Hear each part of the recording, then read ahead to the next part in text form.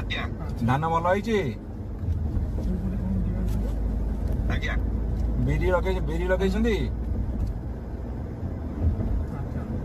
ତାର ବିରି ତ ହେଇଥିଲା ପାଣିରେ ନଷ୍ଟ ହେଇଗଲା। ଆଚ୍ଛା, ବର୍ତ୍ତମାନ ଜମିରେ ପାଣି ଅଛି ନା ଛାଡି ଯାଇଛି?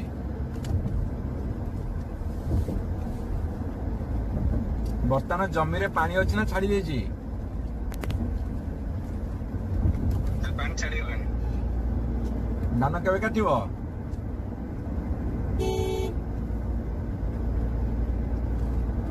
ଧାନ ତ ଏବେ ବାହାରୁଛି ଆଉ 20-25 ଦିନ ଲାଗିବ। ଗର୍ଭଣା ତ ଗଲାଣି 17 ତାରିଖରୁ, ଧାନ ଏବେ କଣ ବାହାରିଲା? ଏଟା ବଡ ଧାନ କି? ନାଇଁ ସେଟା ଏଇଟା ଛୋଟ 5 ମାସିଆ ଧାନ।